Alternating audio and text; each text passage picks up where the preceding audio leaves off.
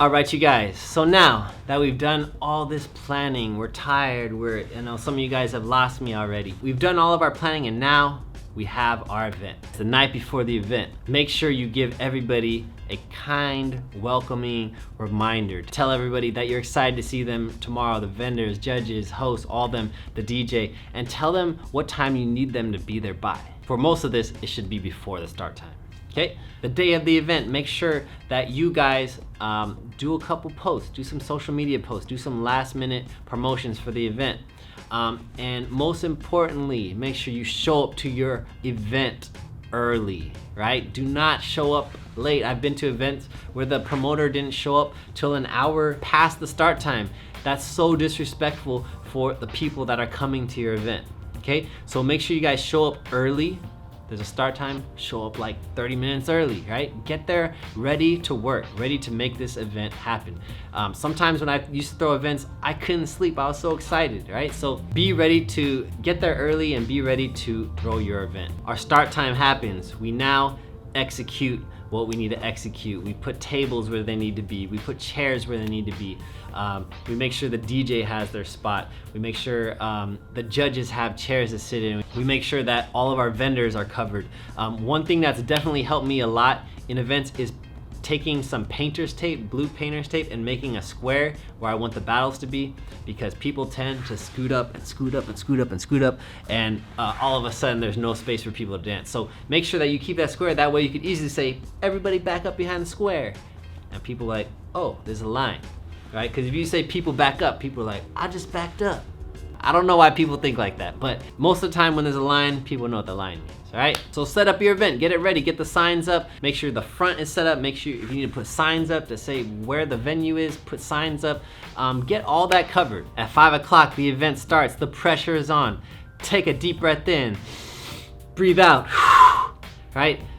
I don't know how many events I've been to where the event coordinator was just stressed out like crazy. And whether you're stressed out on the inside, just try your best not to treat people bad. Right? I've seen so many promoters that treat people bad that are just there to support you, right? So always keep in mind that people are guests in your house. People at your event are your guests. Treat them well, treat them kind, make sure they're fed, they got water, all that stuff. Again, the event starts. People are registering for the event. People are signing up for the battles.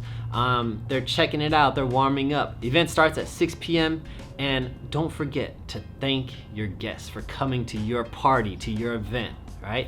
Thank them from the bottom of your heart, genuinely. 6:30, we just start knocking out the battles. Prelim, top 16, top 8, semifinals, all the way into the finals, right? And when you're done, one more time, thank your guests. Be genuine with them. The best way to have a successful second event is to have that successful first event. And whether it's successful like financially or not, it's successful that people came and had a good time. Right after the semifinals, it's probably a good time to count the money up and put it in envelopes for all the people, right? So I would have envelopes ready that say DJ and how much money they're charging. Put that money in there, boom.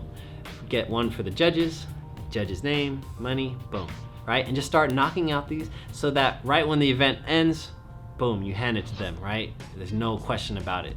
You have the prize money ready, right? Everything's ready. 10 p.m., the event's done. Some of the pressure's off, but you still gotta clean up the venue. 11 p.m., all the restaurants are closed, so you're starving, so you gotta eat something random. But you now, through your first successful event. How good does that feel? Take a deep breath in, soak it all in, and just keep in mind why you are throwing this event. Why you're throwing this event, right?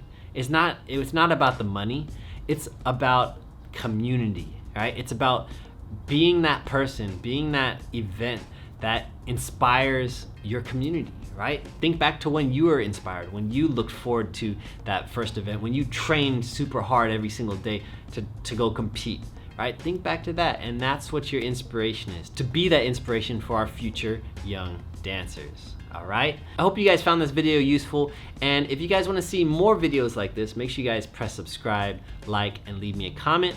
And definitely leave me a comment of any questions you guys had. Again, like I mentioned, I used to throw a lot of events When I was younger, I used to be a part of an event company, and we threw hip hop events, right? I also had a club at my college that we threw some pretty big hip hop events, not just breaking events, but MC events, DJ, producer events, popping events. We did a lot of stuff. So if you have any questions, just leave me in the comments. I've also mentored high school students in throwing their first event. So again, I'm here to help. All right, you guys take care. I'll talk to you soon. Peace.